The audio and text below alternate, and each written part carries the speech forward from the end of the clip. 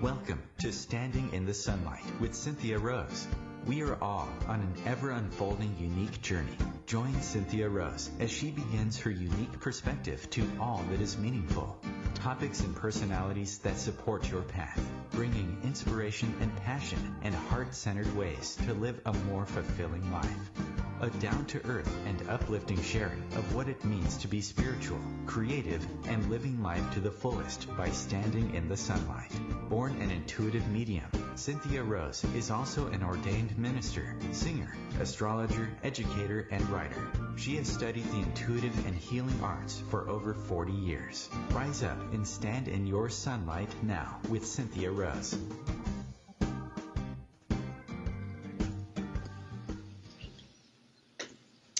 Good morning, good afternoon, good evening, wherever you are in the world. I'm so happy that you're here with us. And if you're listening back on playback in the many ways that you can hear us, then welcome. As you know, I'm Cynthia Rose McCaw, your host. And I just want to mention a couple of ways you can connect. You can always find me on Facebook under Cynthia Rose Medium. You can find me on Twitter, Cynthia Rose Mead, I think I am, M-E-D, and Instagram, Cynthia Rose Medium. And I have a YouTube channel. If you happen to be listening live and you don't always have time, I have a playlist on my page where you can see all the shows, and just hit the subscribe button. And when you are on YouTube, it'll just let you know the newest ones that are there. It's simple as that. You don't get emails, I don't believe. Okay. So today it's actually late morning for me as I'm coming to you from the island of Kauai.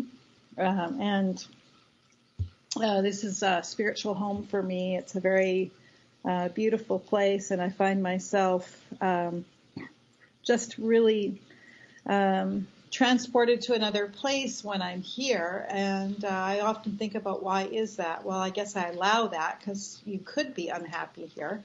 I don't know why I'd want to be, but you could, because really it's really the home is in ourselves and how we view life and what we do. So today I have a few things to share with you. This is going to be about some great things that are happening on the island, some great places, great experiences, and how to be a good tourist here as well.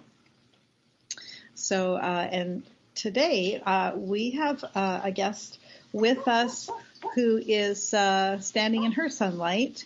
I met her recently, and Sydney is on the line with us, I believe, and her dog. Hi, Sydney. Yes, thank you so much for having me on. I'm sorry about the dog. I do work on a farm, and my boss brings her dog out to play. So you might be hearing Typo in the background. That's terrific. What kind of dog? Oh, I'm not sure. He loves to run and chase chickens, though, so he's a big, loud dog. That's great. Well, you know, we have where we're staying, there is supposed to be a feral cat, but I don't think it's that feral because it comes up and asks us for petting all the time. And we think, well, if you were going to be somewhere living outside, Kauai is a great place to be doing that. That's for sure. Right. So, yeah. There's so many cats on this island. Yes. And we cats actually took a visit. Chickens and pigs. Yeah. We took a visit up to the, Kauai Humane Shelter to visit some of the dogs. And I just wanted to mention that to the listeners, that if you are on the island of Kauai, you can actually take one of the shelter dogs out on an excursion. We are going to do that on Thursday or Friday, where you get a dog. You can do it on the weekends too, and I think they're closed on Wednesdays, but you can take a dog out. You can adopt them too, so be careful. You might fall in love. I think you get them for 4 hours or something like that. And so I just want to mention that to listeners. That's a great thing to do if you're missing your dog, or you want to offer some love to those unconditional loving beings.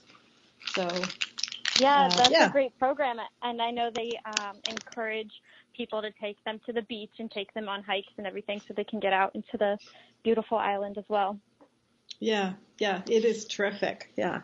So today, let's talk about how we met and what you do. Yeah, so I work for a nonprofit called Malama Kauai. Malama in Hawaiian means to take care of. So we are taking care of Kauai by educating people about the local agriculture, the importance of the food, and how we can help to make a more sustainable island by eating local, wasting less, and supporting local farmers. So Those are, my program specifically is Village Harvest, and that's how I met you, Cynthia, last week because you came out to one of our volunteer events where we pick fruit from people that have extra growing. And as you know, Kauai, the garden island, has so much extra fruit. And then we donate it to schools and food pantries and people that need it most. I love that, and that's another thing that people could contact you about if they're coming and they want to volunteer and help out just a little bit. Correct? Yes, we love to have vacationers come volunteer with us. It's a new phenomenon that everyone is getting excited about called voluntourism, where wherever you go when you travel to give back just a little bit. And we have a volunteer coordinator who works with a program called Volunteer Kauai that hopes to get people who are coming to the island to connect with different organizations you can give back to, one of them being Village Harvest, the program that I run. Yeah, I just absolutely love that. Just the whole idea that a child in school is going to get something in their lunch that way. And I think one little thing about me, there was one year when my mom was really, really ill. And so it was slim pickings for Christmas. And our family didn't have much. And it was an unfortunate events. And I remember a lady coming by, I don't remember what organization because I was, like 7, but I remember getting this box of food that came to us. And in those days you could do this. Someone had donated their homemade canned cherries. And wow. It forever touched my heart. I thought, wow, there's somebody who doesn't even know me who cares that I eat. And that changed me forever. And so I used to do fundraising for our local food bank, and it changed my life forever. I was so grateful, that just the thought that somebody who didn't know me cared. So I think what you're doing is just great. Yeah, thank you. I really do enjoy it. One of my favorite parts is the delivery of the fruit. Sometimes volunteers don't always get to do this with me, but my favorite part is going to the schools, walking in. A lot of times I walk through the playground or something while they're out playing with carrying boxes of fruit, or dropping it off at the Boys and Girls Clubs after school. They know that I'm coming to give them a snack, and they always run up to me and they ask, is it star fruit? Is it oranges? What do we have today? So I love that part so much. It really is just very rewarding to see the kids get so excited about this healthy food that I get to give to them. Yes. And for anyone coming who wants to help out, it's such a great feeling to get up and do something for somebody else and know that you made a little bit of difference, because this really is paradise here, and we can really take a lot from here, or we can give something back. Yeah. Yeah, that's true. And also, if you come to the island, you'll really notice all of the food that's going to waste, because so many people live here for half of the year, or they aren't very familiar with the local produce, and so they buy a house that has these huge trees like avocados and mangoes and oranges and all of these beautiful fruits that end up never getting used. And so we do what we can to make sure that all of the fruit that's being grown here is at least put to some use. Yeah, it's kind of it's shocking that there can be so much and then people going hungry. It makes no sense. Yeah. Right. Yeah. And an interesting fact that I did not know about Kauai until I moved here. I'm not originally from Kauai. I'm from Cincinnati, Ohio. But one thing that I learned is that 90% of the food is imported to Kauai, and we only have about 1 week's worth of food supply on the island at a time. So for us to encourage people to go back to really providing for themselves, living off of the land and what we have here is very important, especially since natural disasters are so prevalent recently, and you never know when that food supply could be cut off. Yeah, just for the listeners, how does that impact people, or has anyone shared since of what happened last June? What is that like living with that knowledge that could happen? So recently, last April, we had a huge flood that took out a couple of roads in the North Shore and many, many, many homes. And so during that time, it was really important that we were able to get some fresh food up to the people that didn't have access. They were cut off from grocery stores, from restaurants. All these places were closed. And so just having that disaster on the island was challenging. And then another thing that we had this summer was a couple of threats of big hurricanes. And there were days when the food shipments were stopped and we didn't have so many shelves on the grocery stores. People were buying what they needed because they knew that if the hurricane were to come, it might be a week or two before next shipments of food came in. So I also work at a restaurant on the island. It's a plant-based, healthy food store with a cafe in it. And for about a week or so over the summer, we had to cut a couple menu items off of our list because they weren't being shipped in, so we didn't have the ingredients to make them. So if we were able to source locally, then we wouldn't have to worry about all of these issues. Wow. And do you think that people live their lives more fully because they realize they don't take it for granted, or?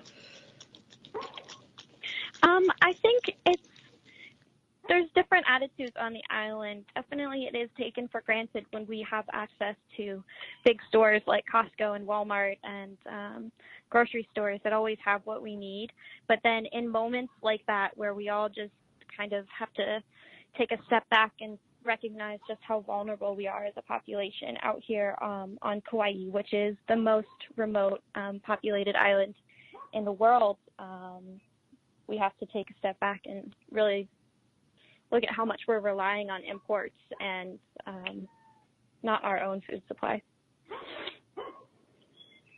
Yeah, well, and that's also one reason why it's so beautiful here, because it really is like a paradise. And just in the time I've been coming here, I've seen it get busier and busier and busier. And, one of the things that I've noticed here is that I want to say if you're a tourist and you come here, then a couple of things to remember. That comes to my mind now is just that, when you litter here, it could impact the wildlife and the sea life, and it's not quite the same. Not that littering is good, but it's not the same when you litter here. So, and I know people that get up in the early morning and walk along the beach and the things they pick up, I think, why not just pick up after ourselves? Right. There's so many things that you see when you go to the beach. It can be troubling, but yeah, it's as simple as just, wherever you go, taking the trash that you brought back with you to dispose of properly. Yeah. So you're under an umbrella organization. Do you want to tell us anything about that organization as well, or is that not something you're allowed to do? Or okay. Yeah, I'm working for Malama Kauai. As I said earlier, needs to take care of Kauai. So we have several different programs that we run. We were very active during the flood, helping to move donations to where they were needed, both monetarily and a lot of supplies. People were donating beds and furniture and linens and food and everything that people needed access to after having their homes flooded. And since then, we've been getting back to our original mission, which is to promote and educate and advocate for local food and sustainable food systems on Kauai.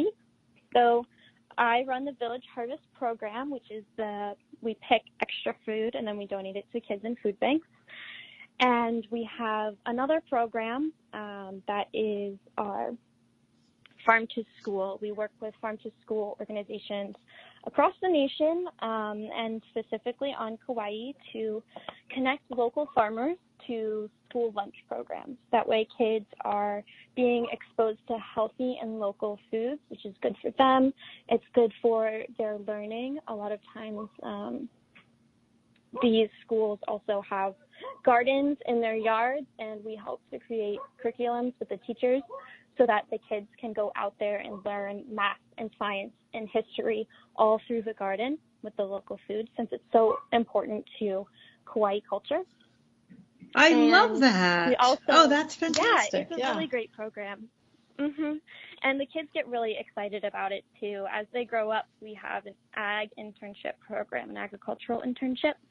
So high schoolers and recent grads can come to our farm where we have our office, headquarters and everything, and learn even more about agriculture to hopefully get them involved and excited in a future career in agriculture, since it's so important and not as popular these days for kids to go into. Right. And there's also, now, is the government still, there's a certain amount of ag land here that's protected, correct? I guess we're going to talk about that when we come back. We're going for our first break, so grab a glass of water, stretch your legs. We'll be back.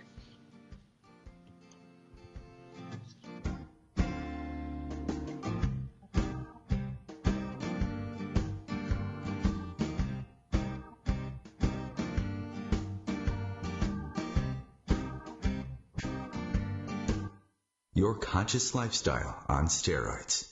OMTimes Radio. IOM-FM. OMTimes magazine is one of the leading online content providers of positivity, wellness, and personal empowerment. A philanthropic organization, their net proceeds are funneled to support worldwide charity initiatives via Humanity Healing International. Through their commitment to creating community and providing conscious content, they aspire to uplift humanity on a global scale. Connect at omtimes.com. OMTimes, creating a more conscious lifestyle. Hello, I'm Sandy Sedgbeer, host of OMTimes Magazine's flagship radio show, What is Going On. My passion is sifting through information, research, and innovations from New Thought teachers, speakers, and researchers pushing back the boundaries of what we know about life, energy, metaphysics, and the universe. I love shifting perceptions about who we are, why we're here, and how quickly impossible becomes normal when we open our minds, expand our awareness, and accept that the only limits that exist are those we place upon ourselves. So if you're the kind of forward-thinking, eager investigator of what lies beyond the current reality that most perceive, why not make a date to come play with me in the field of possibilities at 4 p.m. Pacific Time, 7 p.m. Eastern Time every Thursday, and together we can discover what's really going on.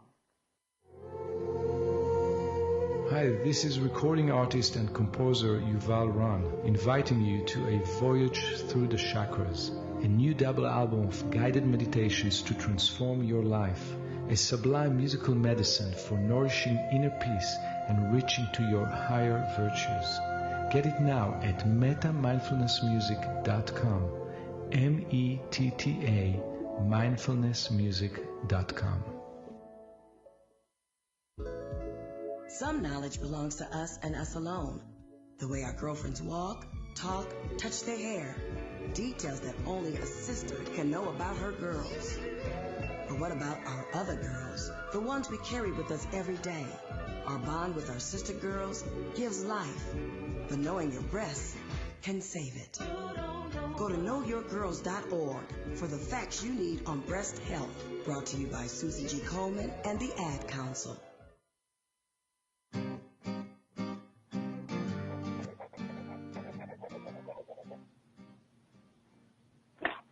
Okay, we're back. Okay, we were talking, I was just saying, do they have a certain amount of ag land that is still protected here? Because we've seen so much development on the island.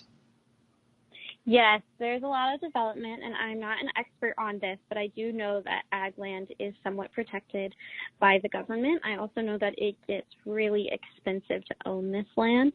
So another program that we have is our community farm, and we rent out plots to people who are interested in gardening or growing their own food, starting a business, anything like that. And we rent out plots of land on our farm for people to grow and practice and research and provide food for their families. All different kinds of growing happens. 10 by 10 foot plots for $10 a month. So it's pretty reasonable, and it provides a healthy growing environment for those interested in agriculture, for those that can't afford the protected ag land. Oh, that's good, because I often think, well, if you live in a condo here, you can't really grow, so that's a good solution. Right, yeah, and it is pretty disappointing to live on such an abundant island and not have space to grow. So we have a lot of people that really enjoy that program. And then another use for the protected ag land is fruit trees. People will buy these spaces to develop on, but then they will grow fruit trees on these plots so that they are still considered agricultural land and they're giving back to the island. And so that's where Village Harvest comes in a lot as well, to make sure that these fruit trees are being used to their best ability so that people can benefit from the fruit that's being grown. Yeah, that's great. And I have to say, for anybody who's not been here, you haven't tasted fruit till you've tasted fruit here, because, like, for instance, a pineapple is not a pineapple on the mainland like it is here. So, yeah, it's I'm so just true. It's so good. And I just want to plug this Kauai Sugarloaf pineapple, because Jude and Paul Huber own Hole in the Mountain Farm, and they are at the farmers markets, which we'll talk about that in just a moment. But I absolutely love pineapple, and for some reason, pineapple is not always something that agree with my system, but I've been drinking it in smoothies all week, and it's been fabulous. You can eat it, you can drink it, and so they I mean, I'm sure there may be other people that grow it too. I just have and it's expensive to grow, and I think it takes up to 2 years or something, year and a half to 2 years. Each pineapple plant grows individually, and it takes once you harvest it, it takes about 2 years for the next one to grow. But yeah, it's and so it's so delicious. I haven't delicious. had anything like sugarloaf pineapple before in my life. Yeah, it's so good, and so seeing something like that going to waste would be terrible. And you get fresh coconuts here. In fact, a funny story. One year we were here, I decided I wanted to make a coconut curry, and I couldn't find white coconut milk, because all the coconut milk is fresh. And someone said to me, "Well, that's old coconut," and I was like, "Oh." I get it. So you can get fresh coconut juice. Yeah. So when you cut the coconuts open when you cut the coconuts open when they're green, is when you can get the fresh coconut water. But then if you wait for the coconut to brown and you pull up parts of the husk, and you get the brown fuzzy coconut that we see in I guess our grocery stores on the mainland, then that's the fermented water on the inside and what they use to make the milk eventually. Right. And so can you eat the flesh of a green pineapple?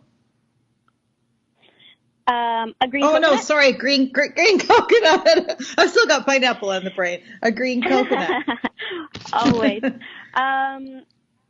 So I don't believe that it has made that coconut meat that is such a treat to eat. That's right. But I'm that's right. not a coconut expert, so No, I think that's right. Because, someone told me that you had to get the meat part, you have to get the brown coconut. So that's kind of an interesting thing, the freshness of it. So while we're on that topic, I just want to say if you are in Kauai, Kauai Sugarloaf, they make like an ice cream that is just made from freezing the sugarloaf pineapple, and it is the best, healthiest ice cream you could possibly want or have. It's just delicious. So there's farmers markets all over the island, I think every day except Sunday.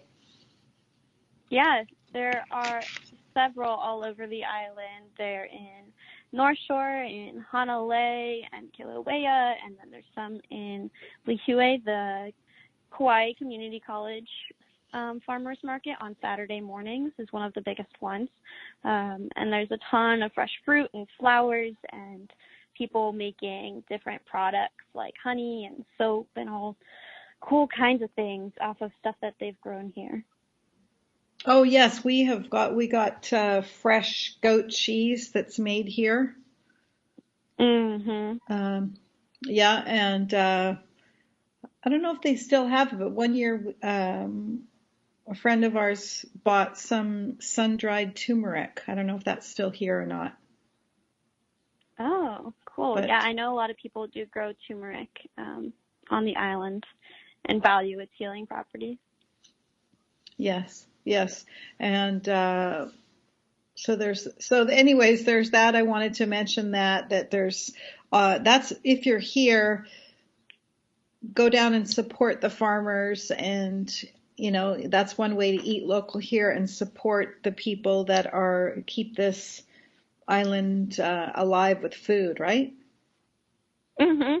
Yeah, I love to look for farmers markets to buy my produce, or if I need something when there's not a farmers market available to me, I make sure to look for the local food sign in grocery stores, because believe it or not, but things like avocados and mangoes and pineapple that grow so well here, they're often still shipped in from places like Mexico. So I look for the local tags on the produce in the grocery stores to make sure that I'm supporting local farmers and then also getting the best tasting products that there is here. That's a very good point. And also the avocado here isn't like anything I've had on the mainland either. It's different. It's bigger. Such a treat. Yeah. I said to my husband, I could just stay here and garden all day. And just walk the beach and garden. So it's been so beautiful. So yep, that's why they call it the Garden Island. Yeah, it's so beautiful. And what I remember, I don't know a lot about history, but I understood that this island was the healing island for the Hawaiians, that this is where they came. It was very special healing properties of the island. They believed that the waters of Hawaii were healing. Do you know anything about that? I don't know so much about the exact history, but I do know that a lot of people view this as a very spiritual place, and the energy that is here on Kauai is different than any other Hawaiian island, and it is very slow and healing and a very peaceful place. Yes, and I'm glad you said that, because that is something that you can almost tell when you see some people here and you think, oh, they've just arrived, because you can see there's still noise in their auric field or something. They're still busy, and you can see people have been here for a while. There is a definite difference. And I just spoke to somebody, I don't know, a week or so ago, who said it always takes me about 4 days. And I think that's about the average time, is about 4 days, and people come from the mainland and their body starts to relax, to slow down. I've heard people say their digestive system works better. I mean, I can't say that's true for everyone, but it is definitely the energy here. I know when I came here, I just fell in love, and and it wasn't just the ocean, because I've always been an ocean girl. But I just fell in love, and I just said, there's something about just being here. And Right. and even my husband, I would watch him slowly unwind. And Mhm. he's better now. It used to take him 4 days. He doesn't take him that amount of time, but it's I always say I'm going to go home with lots of aloha in my heart and keep it with me. So when I miss it and it's, you know, snowing at the end of March, which to me is abnormal for where I grew up, I just close my Right. eyes and I'm back on the beach in Kauai. Yeah. Yeah, it is that happy place for me as well. And I encourage anybody that gets the opportunity to visit Kauai to definitely lean into that healing spirit and the slow pace of the island. You'll fit right in if you can just take on everything that the island has to offer you, and listen to it and give back to it while just slowing down and giving yourself the break that you deserve when you come here. Yeah, it's definitely not a place for nightlife or partying or anything like that. And where we stay, we see families barbecuing. We don't see I mean, people definitely, there are some beautiful restaurants and good food, and we go to places that cook locally as well.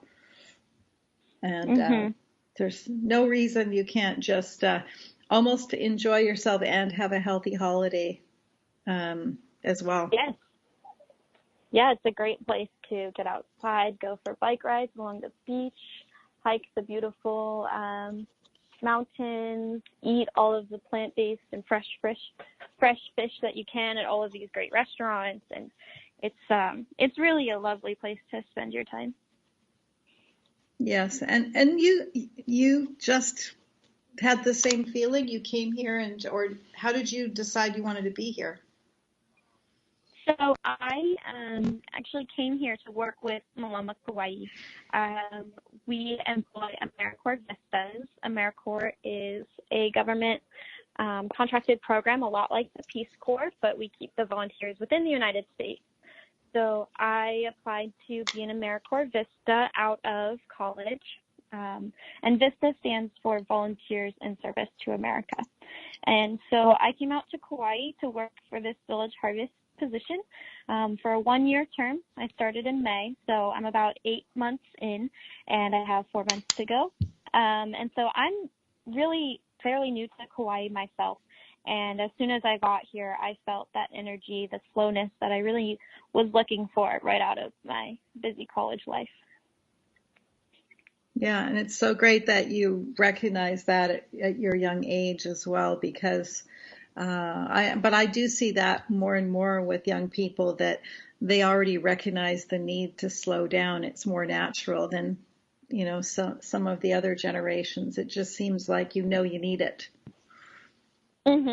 Yes, since life is moving so fast, especially with technology and everything, it's really nice to be able to go off the grid, so to speak, a little bit, live on an island, work on a farm, and still be able to advance my career in the ways that I want to. That's beautiful. Yeah, also when we picked those tangerines, or what was it picking? So we've been making smoothies with tangerines and pineapples. I went and bought a grapefruit, because I know I picked some grapefruits at the farmer's market, and they're more like the red grapefruits that we have on the mainland, but a little sweeter even, I think. Red. Yeah, yeah. So that was really delicious. And this morning we put some star fruit in there. And I don't know if we have different lemons that grow here, but the lemons that we bought seem more like Meyer lemons. Yeah, I think it's mostly Meyer lemons that grow here. From the ones that I've been exposed to and picked, they're all delicious Meyer lemons, that sweeter variety. Makes great lemonade. Oh, yeah, that's on my list to make some lemonade, but we only have one lemon, so we got to go out today to the market and get some more lemons. So, yes. And I know we're going to go to break soon, so before we start talking about anything else, we don't want to get too into it. And then maybe we'll talk about some fun things to do, or if you have any other stories from your organization, we'll talk about that. And Great. We'll see you in a couple of minutes, everyone. We'll be in the last segment.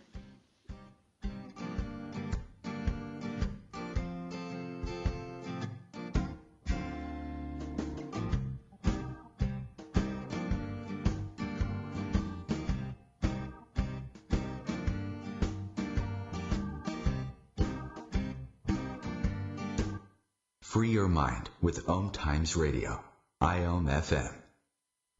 Ascending Hearts is no ordinary dating site, but a spiritual dating site with a purpose, to link you with your soulmate.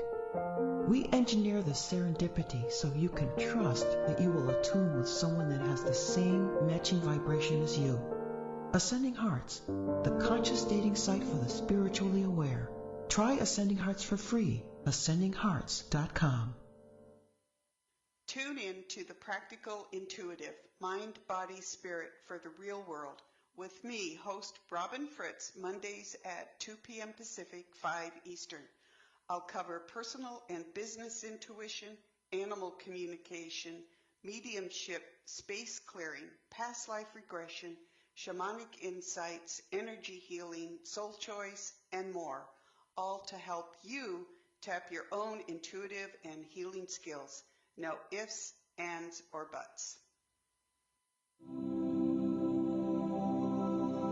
Hi, this is New Age Grammy winner Paul Avgerinos. Thanks for listening to OMTimes Radio, and please support my peaceful healing music with a purchase at iTunes, Amazon, or wherever you shop for fine music. Just put my name into the search engine, Paul Avgerinos. A, V like Victor, G like George, E-R-I-N-O-S. You can also visit me at roundskymusic.com. Thanks for listening, and I'm wishing you the brightest of blessings.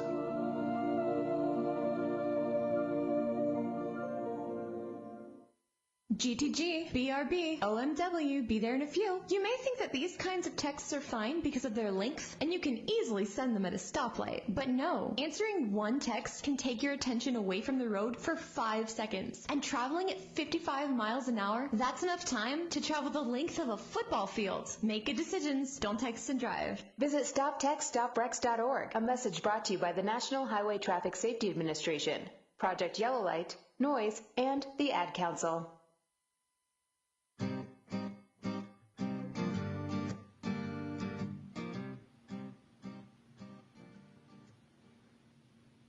Okay, so we're back, and we're talking to Sydney Carroll, who works for Village Harvest, putting food, Hi. giving kids food. Hi. And, I just thought it would be kind of fun to share. So yesterday, my husband Brennan and I went and did a sunset cruise up the Nepali coast with Blue Dolphin Charters. And all the companies are good here. And we had just a great time. And we saw tons and tons of whales.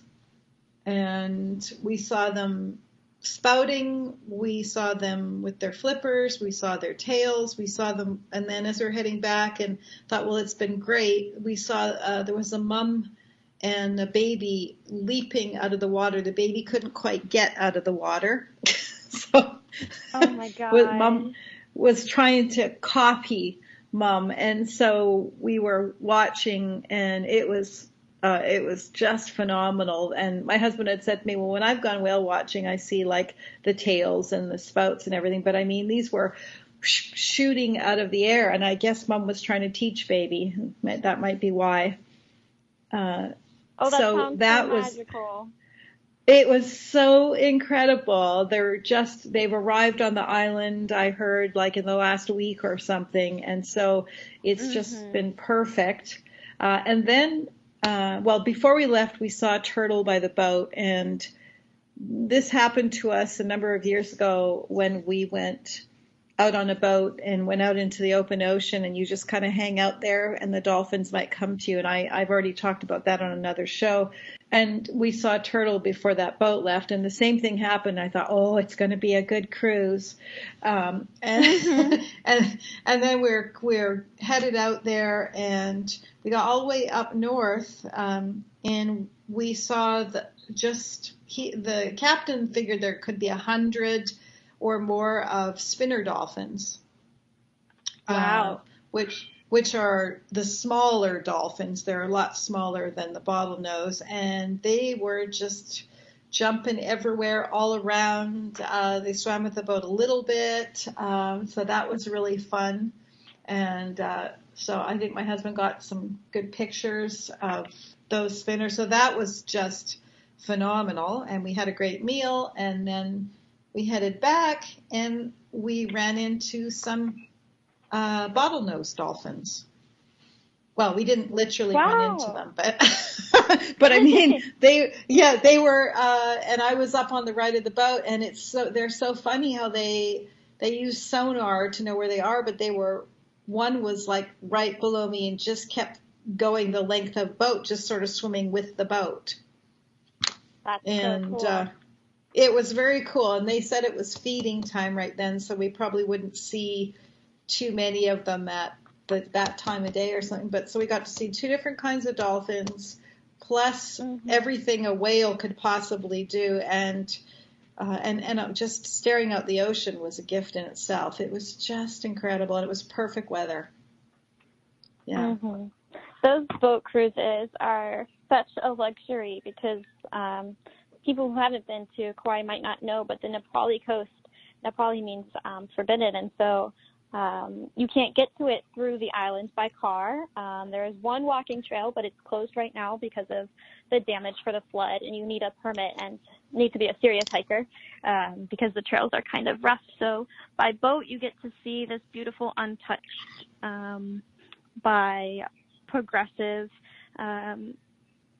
history on this beautiful, beautiful coast. And there's a lot of history on this coast because it's where several indigenous people and Polynesian groups that came to the island to settle it, where they started to grow their food. And it's a beautiful experience.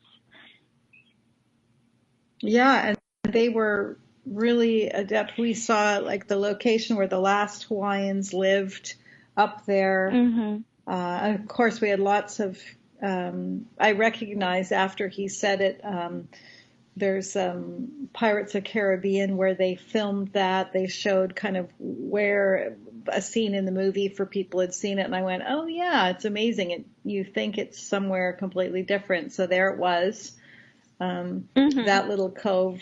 And lots of movie stories, and also a funny story of a TV series where they were pretending to be lifeguards, and they ended up having to be rescued by real lifeguards. So that being said, yeah, if you're not, what they say, when in doubt, don't go out.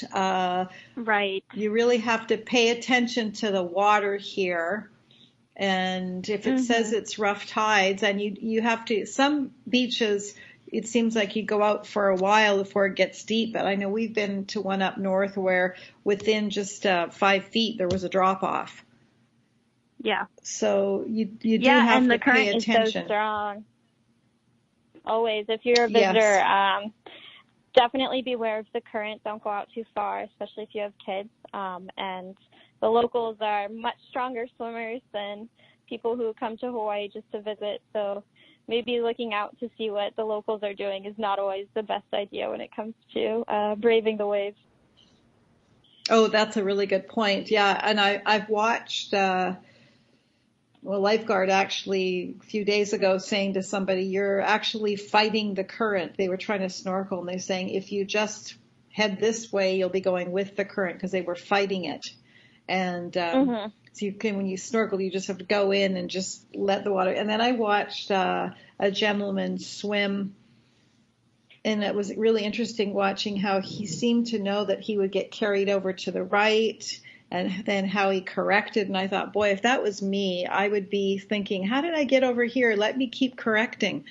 so, Yep. so yeah, he knew exactly what he was doing.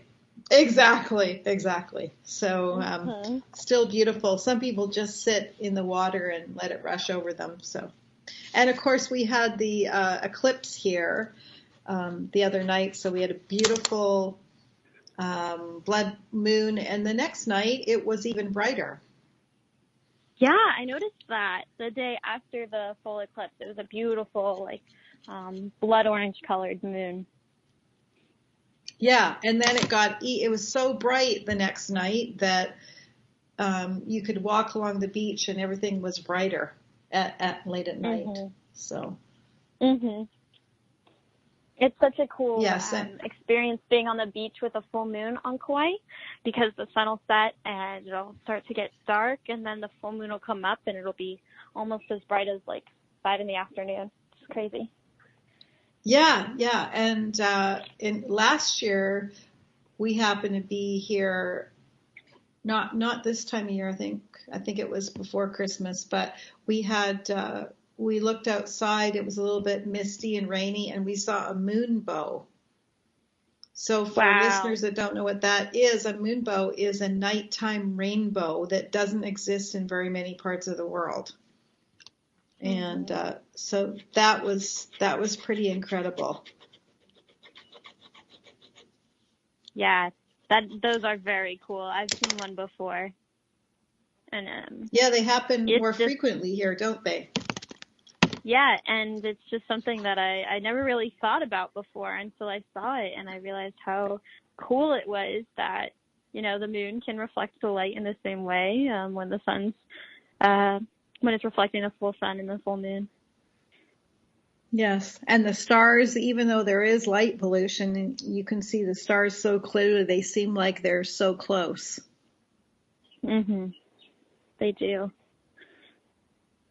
Yeah, we're lucky where we are in Denver. We can actually see the stars a lot of times. Like in some cities, there's so much light pollution, it's harder to see the stars. And we're lucky that we have that in Colorado. And, it just gets me thinking about when you're here, how important it is to stay connected with nature and how we can get so pulled away from it.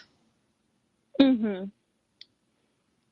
Yeah, I always hope that people who come and get connected to the island, especially people who volunteer with us at Malama Kauai, that they can take what they learned and the feeling that they had when they were connected with the land back home to just bring a little bit of that natural life back to the mainland.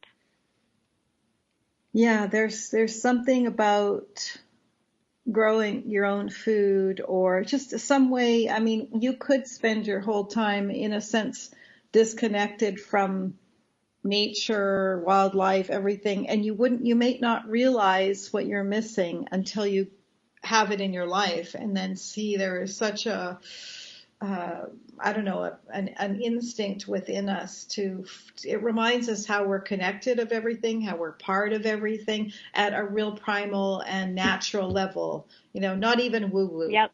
Just just reminds you you're part of it all, Yeah. This is human beings. We are nature, and a lot of times that's easy to forget. Exactly. Yeah. And I think that's one of the things that, as I've been pondering this week, what I love about it so much here is that I don't know how you could forget it, because you're living within an area, but also I think the idea that I don't know, when I'm here, I just find I remind myself every day on the mainland to enjoy every moment of every day, because nothing's guaranteed.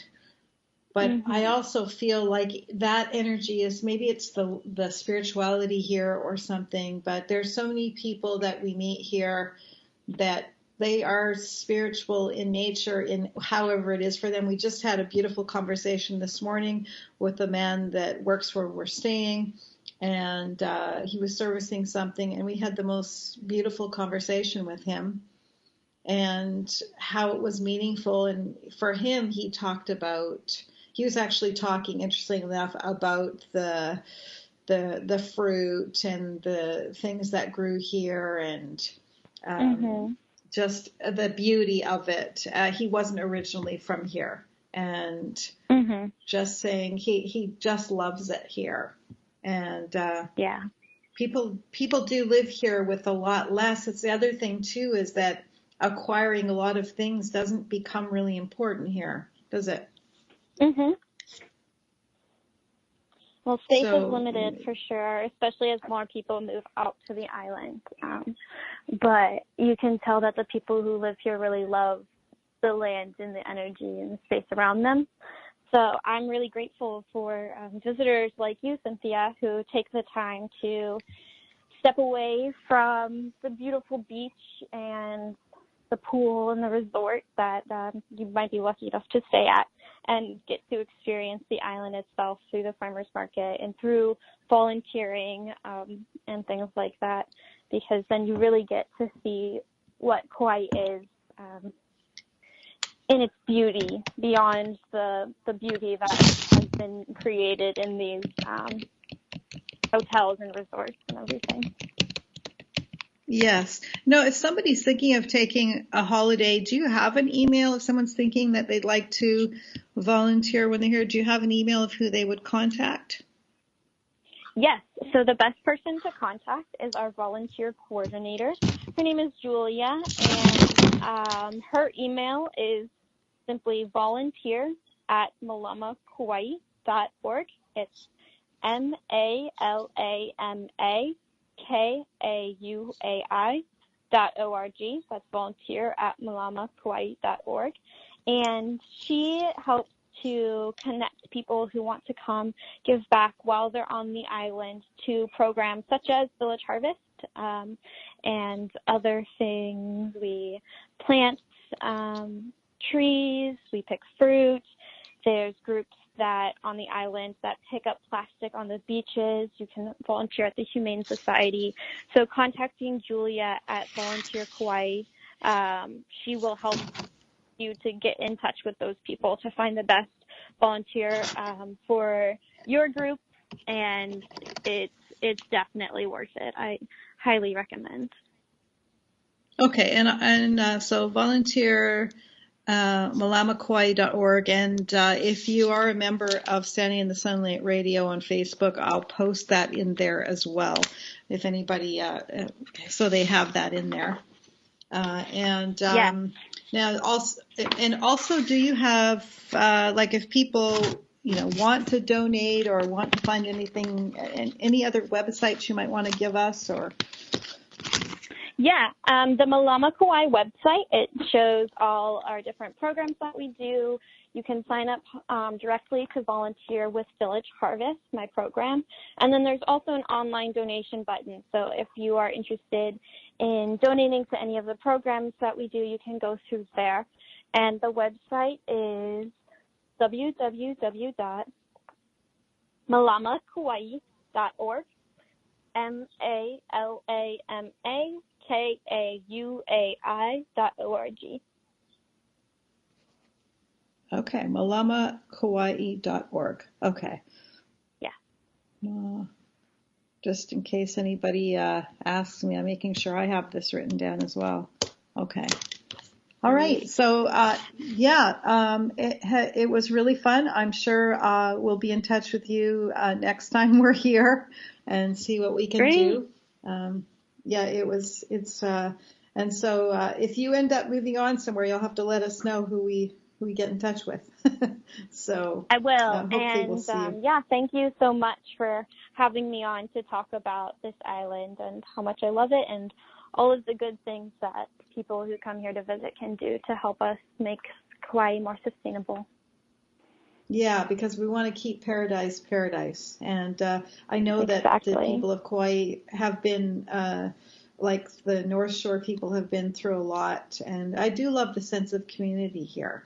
I think I would want to say to the listeners, where you are, it's helpful to find a sense of community, because we can become so easily isolated within our own little lives and not getting out there and realizing the bigger picture. So, getting out there and volunteering for something, or, if you can't get out, there could be other ways of connecting, and maybe that's why Facebook's become so popular, because it reminds people that to get out of their own little world, we just don't want to get stuck only in social media, and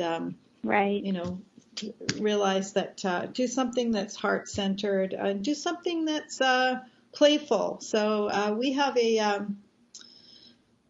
bear, a 5-foot bear that we got, that we've been posting different playful things, and my friend asked me, is this a social experiment? And I was like, no, it's just the little kid in me. I never had teddy bears.